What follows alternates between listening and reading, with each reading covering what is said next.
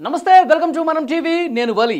ప్రస్తుతం లైవ్ లో జాయిన్ అయ్యారు జనసేన పార్టీ రాష్ట్ర అధికార ప్రతినిధి అడ్వకేట్ రజనీ గారు. వారితో మాట్లాడదాం.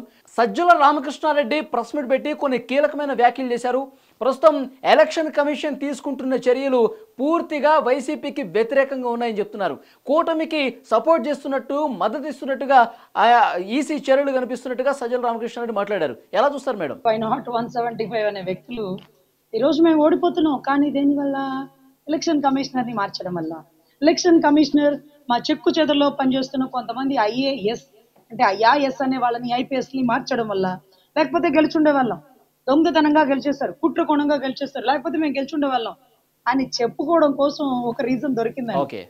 లేకపోతే ఊరికి ఏదో చెప్పాలి కదా, గెలిచుండే వాళ్ళం, కుట్రకోణంతో గెలిచారు, ఇది గెలిపే కాదు అంటూ రేపు స్టేట్మెంట్లు ఇవ్వాలి కదా. ఓడిపోయిన కేసీఆర్ గవర్నమెంట్ మేము అన్ని పథకాలు ఇచ్చాం, ఇన్ని చెంచాగిరీలు చేసామంటే ఏమైంది సార్? సో అటువంటి పరిస్థితుల్లో ఈరోజు ఎలక్షన్ కమిషనర్ వాళ్ళ మనిషి, అందుకనే మేము ఓడిపోతున్నాం అంటున్న వ్యక్తి మాటలు చూస్తున్నాం.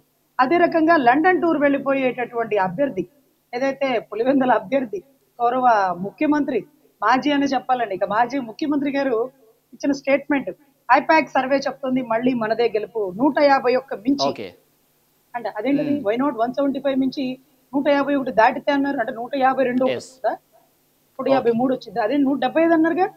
మరి ఇప్పుడు ఎట్లా తగ్గారు? మనకి తగ్గాల్సి వచ్చిందా? తగ్గుతామని భయం వేసిందా? లేదా?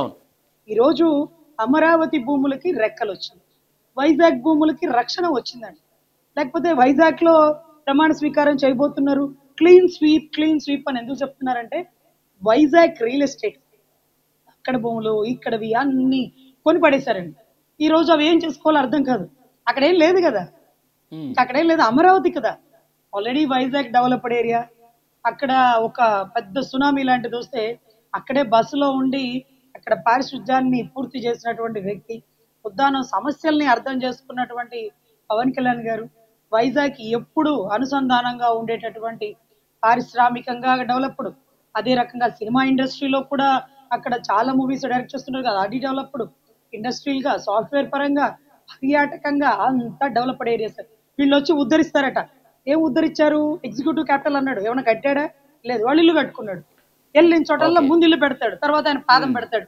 ఇల్లు పెట్టి ఏం చెప్తాడు, ఇదిగిదిగుదుకో నేను ఇక్కడే సొంత ఇల్లు కట్టుకున్నా, అవతలోడు లింగం నేను రమేష్ అద్దెంట్లో ఉంటున్నా, నేను సొంత ఇల్లు కట్టుకున్నా, ఇదే తాడేపల్లి, ఇదిగిదిగో అమరావతి ఇంకా గొప్ప కడతానని పెచ్చ మాటలు చెప్పి మాతో ఓట్లు వేయించుకున్నాడు. ఈరోజు ఆ పెచ్చ మాటలు వినలేకపోతున్నాం, వినరు కూడా. కులకరాయ గాయం జరిగింది, తలకాయ పగిలిపోయింది, కిందకు తగులుంటే ప్రాణం పోయింది, పైకి తగులుంటే అన్ని పోయేది అని ఏదో పిచ్చ మాటలు చెప్తుంటే అవి కూడా ఎవరే ఉంటారు. నానా పులి కథ అయిపోయిందండి. సో ఈ రోజు ముఖ్యంగా ఎలక్షన్ కమిషనర్ చేత సస్పెండ్ అయినటువంటి వ్యక్తులు ఎవరి కింద చెంచాగిరి చేశారు, ఎవరి దగ్గర లంచాలు తీసుకున్నారు, ఎవరి కనుసన్నల్లో ఇప్పుడు వరకు రాష్ట్రాన్ని విధ్వంసం చేశారు, వీరే కాదండి, ఇంకొక 80 మంది మీద వేటు పడబోతుంది. వాళ్ళందరూ ఎలక్షన్ కమిషనర్ చేత సస్పెండ్ అవ్వబోతున్నారు. ఇక పర్సనల్ నోటీస్ సర్వ్ చేయించుకుంటున్నారంటే దాని ఉద్దేశం ఇక రిటైర్మెంట్ బెనిఫిట్స్ కట్, పొద్దుగుకులు కోటి చుట్లు తిరగాల్సిందే. ఆధారాలతో నిరూపిస్తున్నారు ప్రతిపక్ష నేతలు కానీ, రాష్ట్ర ప్రజలు కానీ, వాళ్ళ కలెక్టర్ చేసిన విధ్వంసాలు. ముఖ్యంగా పల్నాడు ఎస్పీ, పల్నాడులో బాంబులు చుట్టుకోవడం, రాళ్లు దూకోవడం, ఎంపీ కారు మీద ఇంతలో రాయి వేసారండి. అంతలో రాయి ఇసిరేసినోడు అక్కడక్కడే ఉంటాడుగా, ఎందుకు పట్టుకోలేకపోయారు? పరిగెత్తి పారిపోయాడా? మాయా మచ్చింద్రలాగా మాయమైపోతున్నాడా? ఏం చేస్తున్నారు వ్యవస్థ? పల్నాడులో ఇది కొత్త. కోడెల సుప్రసాద్ గారిని కొట్టి ఎంటబడి రాళ్లేసి రక్తం చిందించిన పల్నాడు గడ్డ కదా, ఇదా ప్రోటోకాల్ పెంచరా మీరు? రజనీ గారు, ఈ దాడులు జరుగుతున్నది, ఈ ప్రస్తుతం జరుగుతున్న పరిణామాలు చూస్తుంటే కనుక ఈసీ ఏదైతే కూటమికి అనుకూలంగా వ్యవహరిస్తున్న పరిస్థితులు ఉన్నాయో అవి చాలా స్పష్టంగా కనిపిస్తున్నాయని చెప్తున్నారు. ఇప్పుడు ఎవరైతే వాళ్ళ పేర్లు చెప్పారో, కలెక్టర్లు కావచ్చు, ఎస్పీలు కావచ్చు, వాళ్ళకి అనుకూలంగా వాళ్ళు మార్చుకున్నారని చెప్పి సజ్జల రామకృష్ణారెడ్డి అంటున్నారు. మరోవైపు పెద్దారెడ్డి ఇంటి దగ్గర కెమెరాలు పగలగొట్టిన విషయం కూడా ఆయన ప్రస్తావించారు రజనీ గారు. సో అంటే ఆ కెమెరాలు పగలగొట్టాల్సిన అవసరం పోలీసులకి ఏంటి?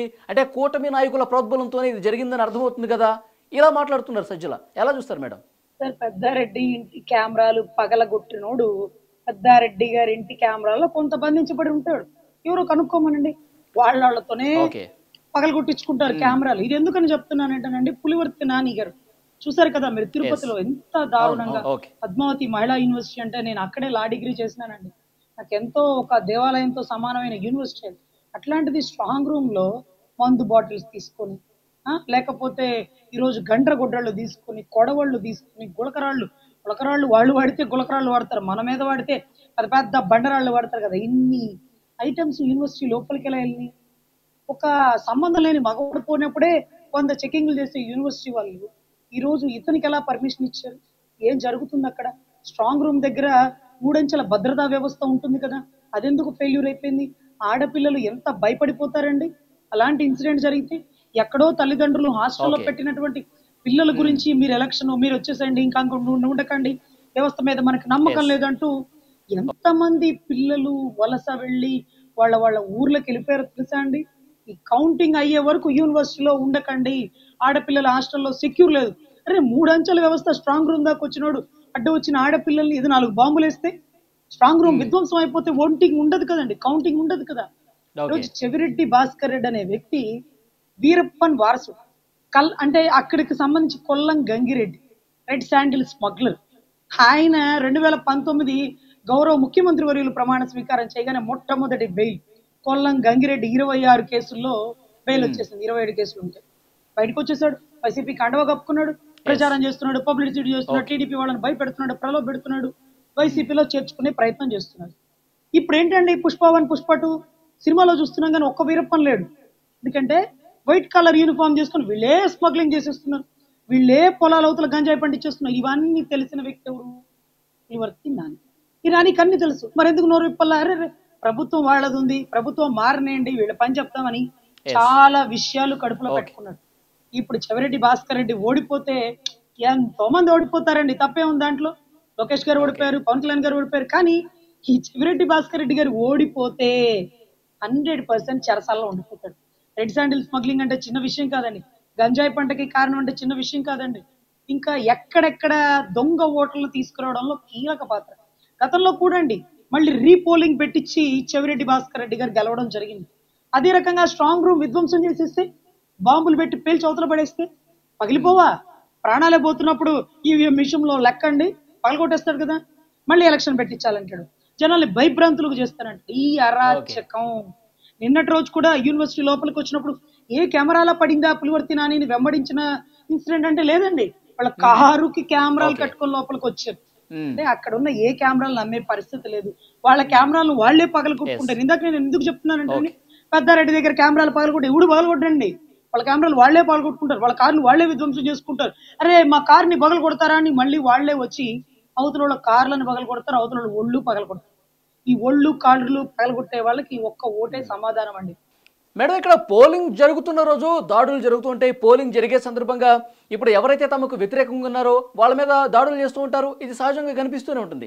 కానీ పోలింగ్ అయిపోయిన తర్వాత కూడా ఈవీఎంలు స్ట్రాంగ్లో భద్రపరిచిన తర్వాత కూడా ఈ దాడులు జరగటం, ఇంత హింసాత్మక ఘటనలు జరగటం, ఇంత విధ్వంసం జరగటం ఎలా అర్థం చేసుకోవాలి మేడం? గతంలో కూడా మనం చాలా చిన్నప్పట్లో ఇంకుతో ఓటు వేసేది ఉన్నప్పుడు అప్పుడు బ్యాలెట్ పేపర్లో వాటర్ పోసేవారట, బ్యాలెట్ పేపర్లను షిఫ్ట్ చేసేవారట. వీటన్నిటికంటే మించి నిన్నటి రోజు ఈవీఎం మిషన్ల మీద బాంబులు వేసేస్తారేమో, మొత్తం పగిలిపోతేమో, మళ్ళీ రీ ఎలక్షన్ పెడతారేమో. ఇటువంటి పరిస్థితుల్లో మీరు అంటున్నట్టుగా ఎలక్షన్ టైంలో భయపడట్లేదండి, అందరూ ధైర్యంగా ముందుకు వచ్చేసారు, ఓట్లు వేసేస్తున్నారు, ఎవరిని ప్రభావితం చేయలేకపోతున్నారు. చేద్దామని అనుకున్నారు, కానీ ఎలక్షన్ కమిషనరు మారిపోయాడు, వీళ్ళ చెంచాగిరిలో ఉండే కలెక్టర్లు అందరూ మారిపోయారు, వీళ్ళు చెక్కు చేతుల్లో పనిచేసి ఐపీఎస్లు ట్రాన్స్ఫర్లు అయిపోయారు, సస్పెండ్లు అయిపోయారు. ఇంకేం చేయాలో అర్థం కాక ఆఖరి అస్త్రం ఈవీఎం మిషన్లు బద్దలు కొట్టాడు. ఎంతకి తెగించారండి? ఈరోజు ఒక అభ్యర్థిని చంపేస్తారా అండి? ఆ భార్య ఎంత గట్టిగా మాట్లాడుతుంది, కొడుకు ఎంత గట్టిగా మాట్లాడుతున్నారు, ప్రాణాలకు తెగించి సెక్యూరిటీ అతను ఎలా కాపాడారండి?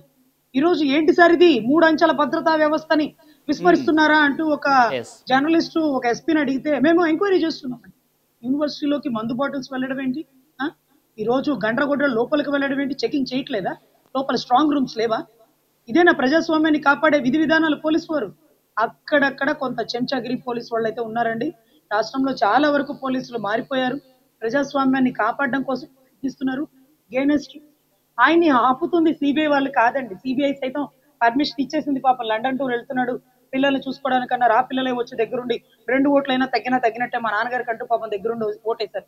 మరి వాళ్ళని తీసుకుని లండన్ ఎందుకు వెళ్తున్నారు, అమెరికాకి ఎందుకు వెళ్ళట్లేదు, స్విట్జర్లాండ్కి ఎందుకు వెళ్ళట్లేదు, కెనడాకి ఎందుకు వెళ్ళట్లేదు అంటే లండన్ నుంచి ఒక ప్రత్యేక దీవికి వెళ్లే రూట్ మ్యాప్ చూసుకున్నారు.